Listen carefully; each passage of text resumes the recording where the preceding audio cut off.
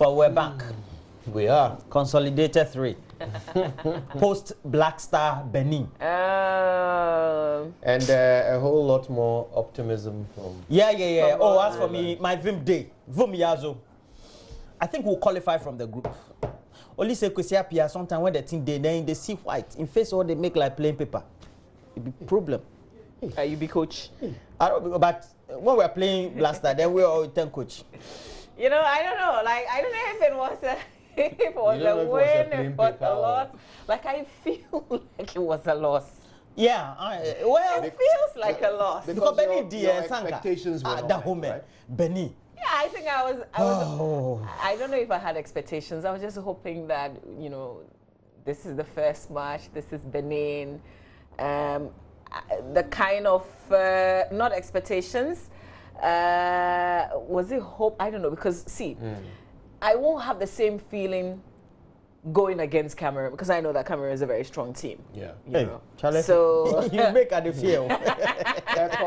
I'm just saying, but you know, we still support the Black Stars. Eko made a comment earlier. He said that it's starting to look like in this tournament there are no underdogs, and Bernice was agreeing with that. I guess the point they are making is that all those perceived to be underdogs have proven themselves not to be. Yeah, after all, they qualified to be on that stage. And the thing too is that on paper, if you tend to look at where the players of Benin... It's not even about whether you qualified or not. In every contest, there is one that most people expect to win and one that fewer people expect to win, right? Well, true.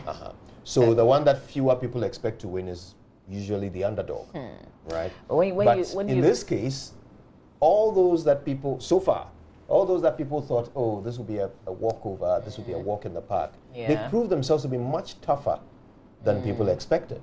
I guess for me, having seen how Guinea-Bissau in the last tournament, how they performed, I'm not sure I believe in underdogs. Like, everybody's capable of taking someone out.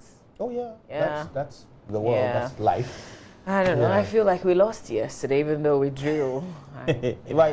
Did you watch the match? You sound... See, I watched the beginning until after the first goal, and then after the first goal. Well, that was just like 3 to 5 minutes into the game. I left. I said, no, I can't watch this. Yeah, I know, right? and then I heard noise. Oh, there was an equalizer, so I came back. No, I watched it because I had an open mind. My expectation was not great, so I think that's this is the first time I've watched a Black Star match with which Charlie they share we know mine. We share we know mine. Really? Yeah. No emotions, you mean? Up, you were happy? Oh, not really. It's just that the you coach... were not really happy. No. Because, you know, the way the Beninois were playing, it could mean that at any point in time, they could always score a goal. Because our defensive setup would not give you that comfort for you to always have a relaxing moment watching the game. You were always on edge. So did we settle in the game? Because I left quite early. I think before the card, we were not settled. No, before the card we had settled. Oh, okay. Yeah. So this was well into the second half. Yeah, not well into, just about 10 minutes into the second half. I think. Okay. Yeah. All right. Me, I've watched other teams play. I've watched Mali. I've watched 2 other teams play, and when I watched our game yesterday, I've watched that. They're very good. Oh, but I want to say good morning to Mr. Robert Coleman, who brought this to me yesterday. Yeah, Robert. I'm going to rock it on Friday because we've got Cameroon on Friday. Whether it's Cameroon or whatever it is, we're going to face them, right? Yeah. Yeah. So you have 2 more jerseys for us. Myself Friday. and could you bring us 2 more jerseys? What are you saying? You mean Robert Coleman didn't know we were here? No, he knows. Good morning, Robert Coleman. Thank you for the jerseys. On my behalf. Yes. On Mama B's behalf. Okay, let's do the newspapers. Where you are taking this one right now? Like, I'm putting Robert Coleman into trouble. So let's do the newspapers. I'll do the Daily Graphic and the Times. Kojo has the Chronicle. I do, and the Daily Guide and the Finder. Okay, Roland? I have the Statesman and the Herald, and any other I want to choose. So that'll be it, I think. Okay, so let's straight away get into the Daily Graphic newspaper today. It's a very heartbreaking story on the front page of the Daily Graphic newspaper. I read it first on myjoyonline.com yesterday. KG Pupil 7 drowns in water tank. It happened at Kolibu. Koligono, it's near Kolibu. And this boy, from the story that I read at least, was playing with his friends, chasing butterflies, something like that, and just fell into this tank that had been covered by weeds. It wasn't properly covered. But this is the angle in the Daily Graphic newspaper. Teaching and learning at the Kitson Mills Primary School at Koligono near Kolibu in the Greater Accra region came to a temporary halt when a kindergarten pupil of the school fell into an underground water reservoir and died while playing with his friends yesterday morning.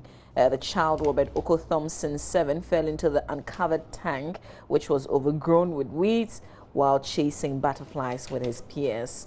And according to an official of the Ghana National Fire Service, the tank, which used to be a septic tank, was about 12 feet deep and full of water. When the Daily Graphic got to the scene, teachers of the school and some members of the community were there. The headmaster of the school, Bernard Tipo, told the Graphic that the incident happened when the pupils were on break and chasing butterflies with the deceased leading. And according to him, it was the friends of the deceased who reported the incident to the teacher when he accidentally fell into the tank. There should never be a tank like this that is open near a school. Freddie Blay, let's go back to the front page of the Daily Graphic newspaper. Freddie Blay challenges Shraj over contempt case. Also, Nigerian traders at Swame magazine back to work. Full story on page 16. Let's check out what's on the center spread of the paper. In the abundance of water, Sawase thirsts. And this is a piece, it's an opinion you might want to read. Water occupies, okay, I'll leave the details to you to read. And then still center spread on education. Enchi College of Education calls for government support. Quiz to mark World Day against child labor. Back page, Benin hold 10-man Black Stars. Egypt's Nigeria seek early qualification. So back in sports, we will talk about the Black Stars, their performance, and the draw later on. Yeah. Okay. Why are you guys sad? Like it was a draw. I'm not. You're the one who says you feel like it's a loss. And you're asking why we are sad. I'm not sad. Because already Cameroon has got 3 points. Yeah, but and we are sharing one. But we have with 2 Benin. more matches. That's exactly. But Benin will also play Guinea-Bissau. But don't worry. You should also note that I am worried. all those who have won the matches will come and face us. So what are you saying, that Guinea-Bissau is likely to lose to Benin? If there are no underdogs. No, there are no underdogs. I'm just saying that if they lost, then Benin would have 4. You know, I'm just... And Cameroon beat Guinea-Bissau by how many goals? I am optimistic. Cameroon won yesterday, right? Beat Yeah. Guinea-Bissau by how many goals? Two goals. 2-0. Yeah. And Cameroon will come so and you face mean us. we Guinea all Bissau will have come and face us. 2 goals, 2 goals? Is that what you're saying? No, but there's still a -2. Okay, Charlie, That's a minus it's two too early against- to do the stats, eh? Yeah. Yo, Chronicle. I'll start with the Chronicle newspaper. I'm a little bit confused this morning by the Chronicle newspaper because their banner headline, Sabotage at University of Education Winneba. Kandapa writes to Professor Kwesi Yanka to watch VC's protege, right?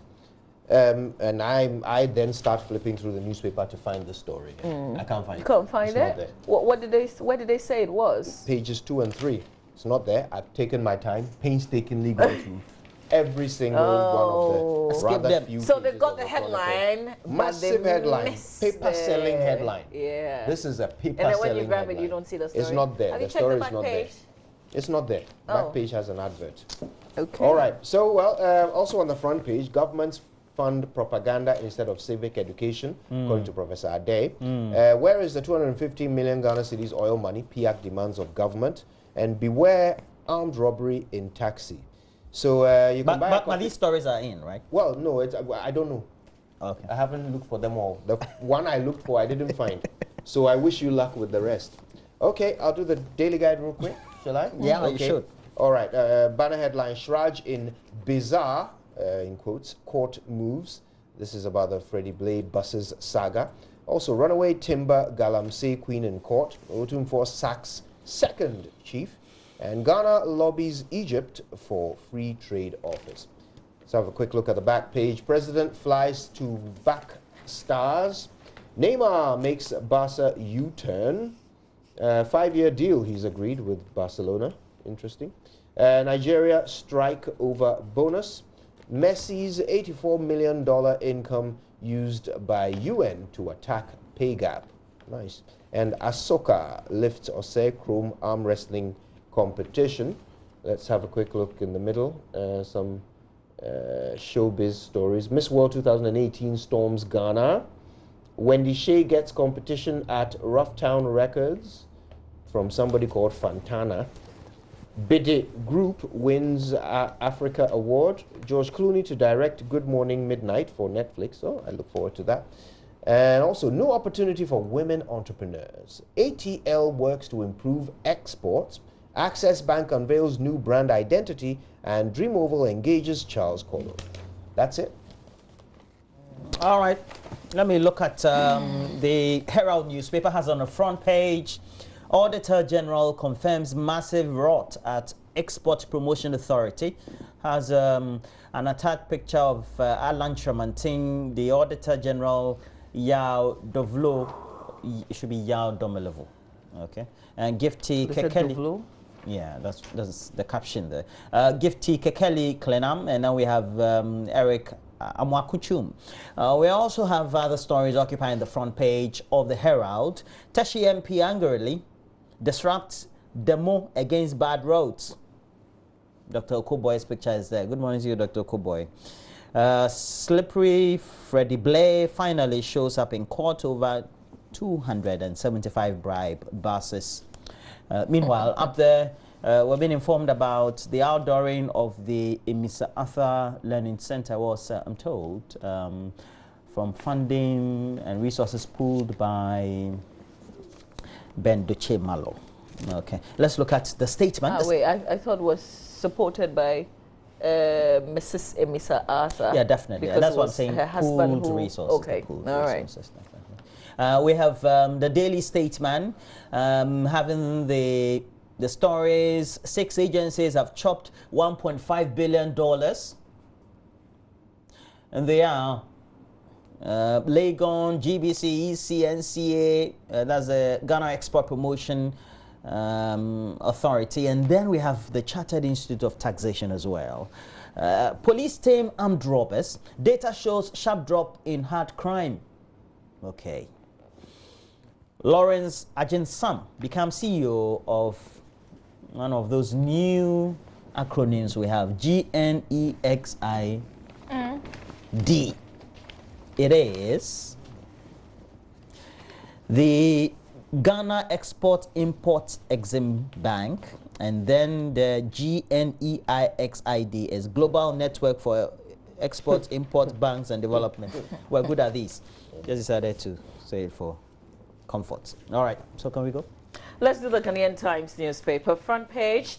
This was in our news a bit earlier. Fight against corruption. Experts advocate constitutional change. One of the critical ones, the fact that we're getting members of parliament also into the executive, a lot more of them. It's losing their oversight responsibility and weakening the whole oversight structure. So one of the things that they had to say, details in the center spread of the paper, no, maybe not in the center spread, but it's in the paper.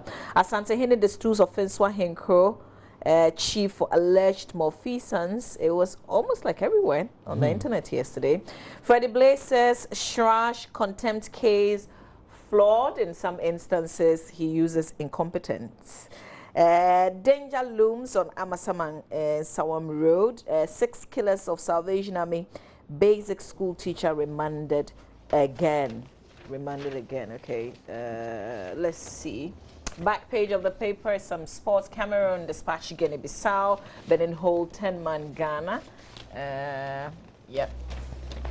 And then in the center spread of the paper, all right, details of the experts advocating constitutional change. And then the Amasamang and Sawam Road issue. And of course, the Asantehene Distooling the offense one Hinkro chief for alleged malfeasance. Details of that all in the center spread of the paper.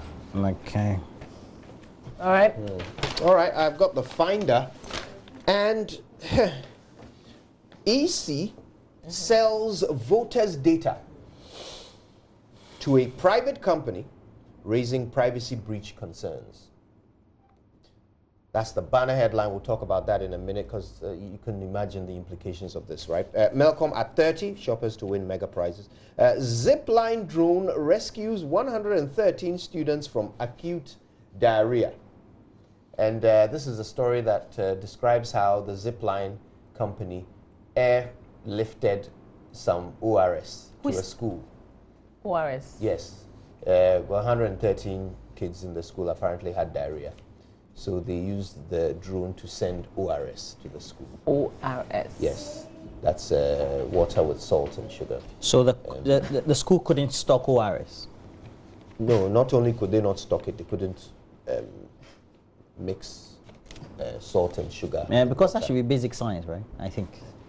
I don't even know if it's fair to call it science. Well, they said emergency supplies, right? Yeah. They were supposed to be carrying emergency supplies. Yes. But who is telling us the story? Is it the Finder newspaper says the timely delivery of oral rehydration salts by Zipline medical drone enabled nurses at the Mangwasi Health Center to treat 113 students of Mangwasi Senior High School who were suffering from acute diarrhea. So I guess there were so many of the ORS. Yeah, yes. You too, why? You know, somebody said again yesterday, and I couldn't catch his name. It was on radio. And he said, you know, the thing about Ghana, we play with everything. We major in the minors. And this is like a joke right there. So now the technology that is supposed to be carrying emergency medical supplies is taking ORS, and we're happy to talk about it. ORS. Well, they've rescued 113 students from acute diarrhea. That's a joke. Yeah, well, the headmaster lauded government. So they don't have a first aid box with ORS. Bobby, stop it. 113 No, I'm serious. students. ORS is like. Yeah. You even came up with the formula, the water and salt. Yeah. The headmaster lauded government and operators of Zipline technology for establishing the center. Really? Saying, and this is a quote from him, "I was very, very happy. Really, we have benefited. Initially, I thought it was for big hospitals. I didn't know it was for those of us in the rural area." Don't we need the Zipline to be carrying other things to other places other than ORS? Including this as well. Please. Yes, but if they Give are not. me a break. But if they are not. If the things, I think this one so is also what included. stopped the headmaster from stocking ORS? Okay. So Maybe he can't afford. That's one side. Hey. You couldn't afford. That's one side of the equation. ORS is what, like 50 pesos or something like that? That's one side of the equation. It's a Maybe good can't question. afford though. 50 pesos outside Accra. Right, I have to hold brief for somebody. So we're still playing. That's I one think we side. made this argument when all these were coming, but I think that once they are here, we're paying them for it, so they have to work. No, I get it, but I thought, you know, for emergency supplies. Yeah, well, but if the things that you are supposed to supply are not there, so it becomes what an will the emergency for drone them. do? Okay, yo. So if the drone is there, not doing anything, and somebody needs ORS. So my issue is not even with Zipline, because they are the operators of the equipment, right? And they go in when you request for. That's right. That's not where my problem is. The fact that we sit back and ORS, a school can, to the extent that it becomes an emergency. And we have to air freight it. Exactly. Yes. That's But the my headmaster issue. I is think that's happy. where my issue is. The headmaster is very happy. It's just lazy management right there. All right. So, can we talk about this? Yes, we EC can. Selling I'm very much voters' interested. data to a private let's company. not talk ORS. Let's talk and about that. raising privacy breach concerns. Now, the story is very interesting. It says that there's a reporter. This is the report of the Auditor General on special audits carried out in selected state institutions in the year 2018. Okay, so they discovered a number of things happening, including the fact that the EC sold the data of voters to a private company for money. The private company is called Buy System Limited, and they then sold the data on to financial service providers for a fee. Oh, no wonder so the we're idea, getting those text messages from all these people. Yeah, so the idea is that that fee, 20% of it is then paid to the Electoral Commission. This is which year? Well, the Electoral Commission claims it only happened in 2016, but the Auditor General says he has found no evidence that the deal has been stopped. Okay, so data protection. Look, it gets worse. The Data Protection Commission did not comment when the journalists approached them because they said they have to go and read the deal or the Auditor General's report before they can tell whether this breaches confidentiality or not. I am surprised because I think of all the institutions, Data Protection Commission ought to know what rights state institutions have to use our data. But whether that includes selling it to a private company for money. I mean, I think that should be some fundamental information that they have. They don't need to go and read the Auditor General's report. Maybe there's provision for that. Maybe they could sell our data. Yes, but only if there's a certain recourse to what I'm saying is, if they can, data protection should know the circumstances under which should know that yes, EC can do that. They should know. Otherwise, how are you the Data Protection Commission?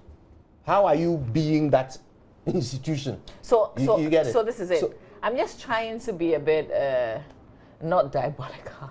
No, you said I'm just trying to. No, you're not. I'm saying that. Yeah. So I'm saying that the fact that they couldn't. That's what it means. The fact that they couldn't readily say means that it is legal for them to sell our data somehow. So they want to check. That's what they should say. So they want to check the situation, this circumstance. They want to read in detail what the Auditor General said. Then that's what they should say. They can say that, oh yes, under the circumstance, they had the right to sell. So can you think of a reason why they didn't say just that? I don't know. Okay. I don't know. That's where your devil's advocate comes to an end. All right, now, it gets worse, okay? So, according to the report, the deal was entered into between Buy System and the EC to have access to electoral data for the company to subsequently provide that electoral data to financial service providers for a fee. 20% of the fee will then be given back to the EC. However, the Auditor General says management could not provide a service level agreement between the EC and Buy System Limited for review. Now you understand what a massive procurement breach it is. To go into a deal with a provider or another organization on behalf of the people of Ghana without a service level agreement. Okay, so there isn't one. Wasn't it procurement issues that sent Charlotte Osei out of the Electoral Commission? It was. Interesting. Now, the audit report further noted that Buy System Limited has failed to remit the 20% commission, which is due the EC for the 2016 and 2017 financial years. So if there is no agreement, I'm just taking it from the surface, how do you even hold them? There's no service level agreement. How do you even hold them to that 20%? Well, you see, there should be a contract, and the service level agreement should be, a part of that contract. This is what the EC said in their management response, okay, to the adverse findings by the Auditor General.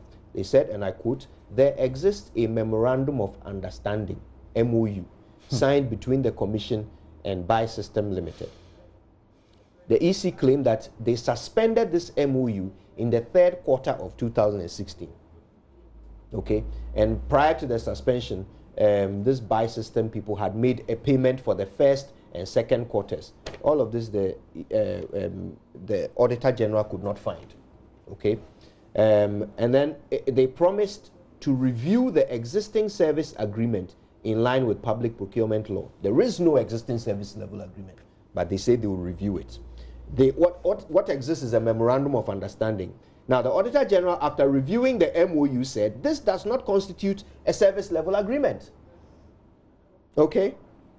He also said that the basis of the 20% commission is not stated in the MOU. So the MOU doesn't even tell you the basis on which that 20% is to be paid. Interesting.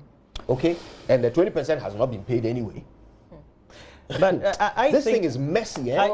We have to spend our time. Every voter's information. The Auditor General is not looking at whether or not it was legal for them to sell the data or not. They're looking at the paperwork. Yeah, they're looking at the financial aspect, whether it was within the rights of the commission. So they followed public procurement. They are auditing. Yeah. All right, but this audit has revealed that this is how the EC has gone into an agreement to make money. Yeah. Okay, with our data.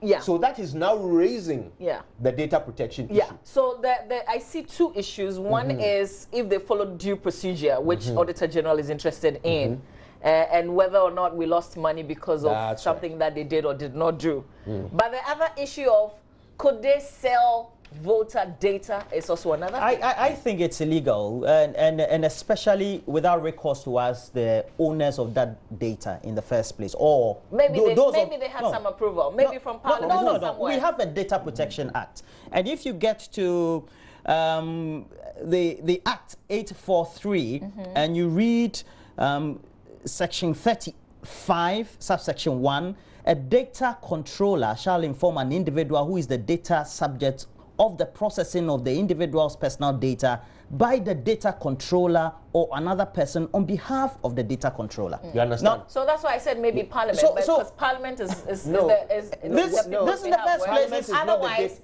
get ready to be sued. Mama, Parliament is not the data is not the subject of the data. Okay, so it is not Parliament's name, phone number, and biometric data. That's no. I'm only talking about approval. That's what I am also saying, because the data is ours. The law says that it is the person whose data you collected who can give you approval. As in the individual citizen. Right. Yeah, but I'm also talking about Parliament collectively, Parliament is a representation of the people. No, it doesn't work that way. Can Parliament give your doctor permission to end your life? We have to go. Can Parliament do that? That's illegal. Exactly. So Parliament can't even do that. Or I've given an extreme example. Can Parliament give your doctor permission to operate on you? Can Parliament do that? Isn't this different? No, it's not. Because this is a state institution we're talking about. What if it's called? And the Act is stating that if you want to process that data, you need to have a certain recourse to me. I need to give you permission before you can give my data to a third party. We'll take a break. It's crazy. It's crazy.